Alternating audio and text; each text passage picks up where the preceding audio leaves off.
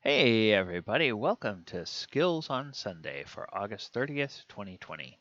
I'm your host, DM Gallibond.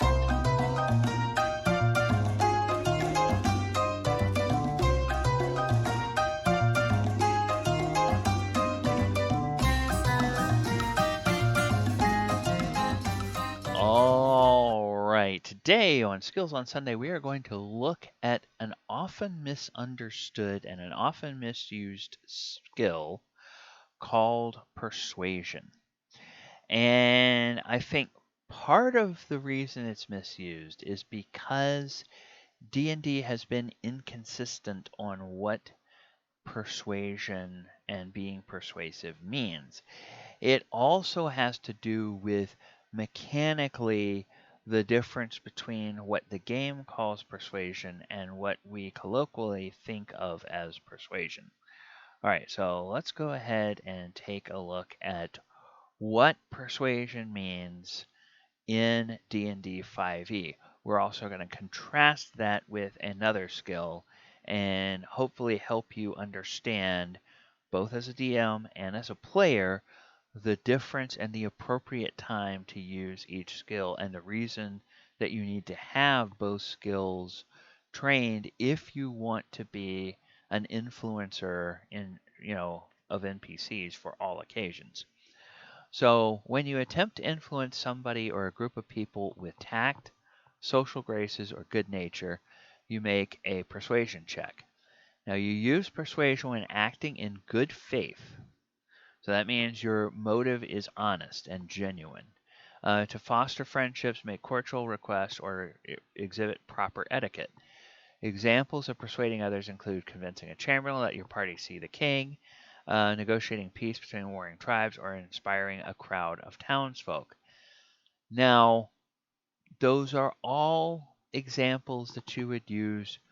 The part they leave out and the part that makes it um, a little confusing is they leave out the really important bit to let your party see the king because the news you have is really important.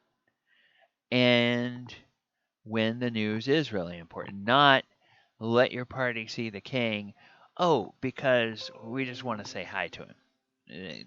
If you're trying to persuade him that you have a real reason, but you really don't have an important reason, then that's not a persuasion check. When you're negotiating peace between warring tribes because you genuinely think it's better for them, then that's good. If you're trying to negotiate a peace between warring tribes because that lets you more easily go about pillaging, whatever you want to pillage, if they're not fighting each other and, you potentially getting caught in a crossfire. Okay, again, that would not be a genuine reason, so it wouldn't be persuasion. And inspiring a crowd of townsfolk. Now, if you're inspiring a crowd of townsfolk uh, because there's an important cause that your party believes in, and you think that the townsfolk need to rise up against the wicked Baron and go drive the wicked Baron out because he really is wicked and he really has been stealing from you and everything like that. Now, if you're just trying to cause trouble for the Baron, he's not really done anything wrong in the eyes of the people, but you're trying to make them think he's done something wrong. That's not persuasion. Okay?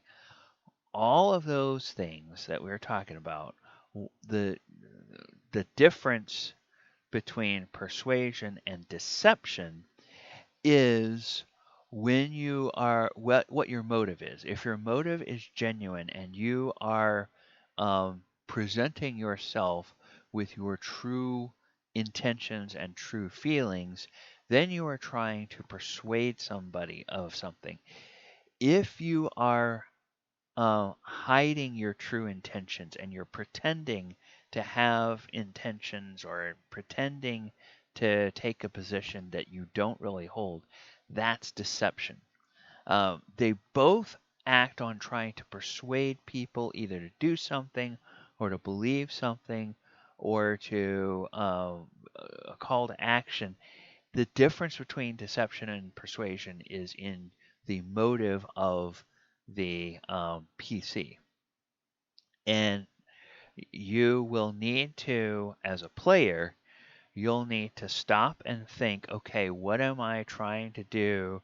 And, am I trying to negotiate this because I think I can get my party out of trouble that we generally should be in, but maybe I can get us out of it? Then you're using deception. If you're trying to persuade the king that, hey, this guy that's dead over here, he really is the one that was coming in and trying to assassinate you, and it wasn't one of us. Uh, this guy that you thought you knew was really the bad guy. Then that's persuasion. So whether you're so think about it from the point of view of whether your character is being honest with the person you're talking to or not. If your character is trying to bluff or trying to dissemble or trying to divert attention from the truth, then you're being deceptive. And that's why there are both of those skills there, deception and persuasion, and why you need to, if you're going to be the influencer for all occasions, why you need to make sure that you're investing in both of those skills. All right, so persuasion goes all the way back to the beginning of the game. Original D&D, it was there. And once again, ability to persuade NPCs of your character's honesty and sincerity. This is not a liar skill. The speaker must believe the truth of what he says. Now, I do like this because if you are a player, and let's say you're a player who is being mind controlled by somebody, and your DM is making you make a check, and this I'm talking to DMs. If you're making your player make a check to try to convince the person they're talking to of something that you, the DM, and the player sitting on the other side of the table both know is not true in the game, but if the mind control makes the PC believe that it's true, then you ought to let your player use the PC's persuasion check, because as long as the character believes it's true, that's the perspective there. If the character knows they're being false, then you go to deception. So successful use of the skill means the listener believes what the speaker tells them. Doesn't mean the speaker will agree to the actions proposed by the speaker. Or it doesn't mean the listener will agree to the actions proposed by the speaker. All right, and then we have in 3rd edition, we have the persuasive feat, and this is one of the ways where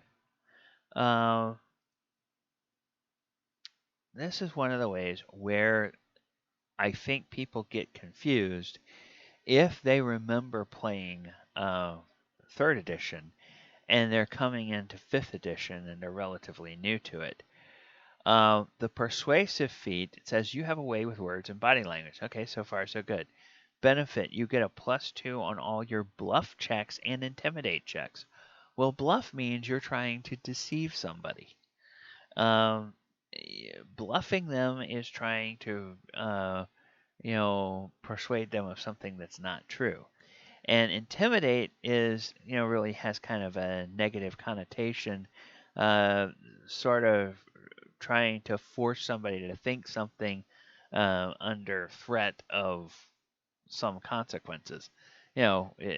Whether it be I'm going to beat your face in, or whether it is whether it's something different. Now, negotiator, that's a little bit different. good at gauging swaying attitudes. You get a +2 bonus on all your diplomacy checks and sense motive checks. And the skill over here in 3rd edition, the skill of diplomacy. Let's take a look at that. The skill of diplomacy. Hey, guess what? Sounds like right out of 5e. Use this skill to persuade a chamberlain to let you see the king, negotiate peace between feuding barbarian tribes, or to convince the ogre mages that have captured you that they should ransom you back to your friends instead of twisting your limbs off one by one. Diplomacy involves etiquette, social grace, tact, subtlety, and a way with words. Skilled character knows the formal and informal rules of conduct. Now, this really doesn't rely on the diplomacy skill, really doesn't rely on whether you're being honest or not. It is working towards a desired outcome or a desired action or something on the part of the target that you're trying to play. I almost said diplomatize. Uh, the party that you're trying to persuade. So in 3rd edition, it really, you see how that persuasive feat being deceptive really can sometimes throw people for a loop when they come to 5th edition, and persuasion means you're trying to convince them from an honest perspective, and deception is you're trying to convince them from a false position. All right.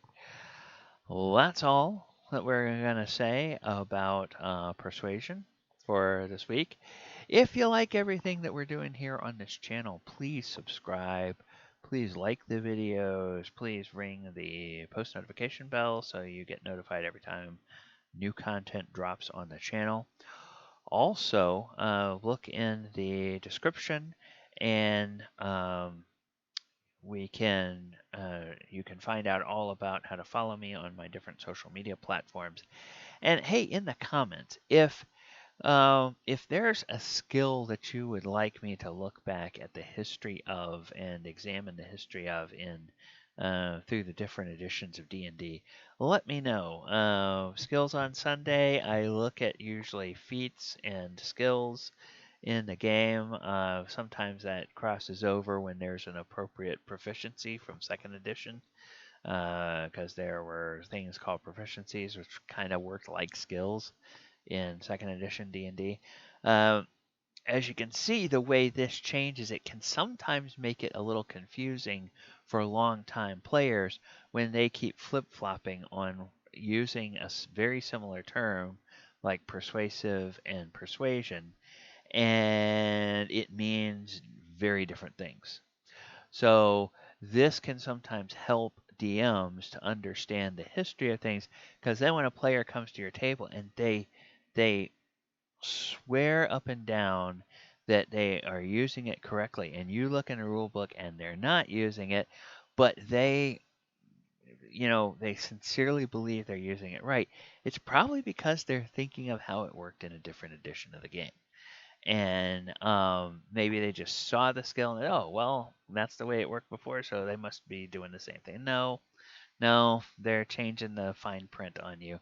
And so, you gotta let the player know that it's not them, it's the change in the rules. All right. Well, everyone, have a great week. We hope we will see you back here next Sunday. And check out the live stream games that I do over on my Twitch channel. We would love to see you sit in the chat room. We have some of the players that are always in the chat room to interact with the viewers on the stream, and that makes it kind of fun, I think, for everyone. All right, take care. We will talk to you later, and with that, I'll bid you good night.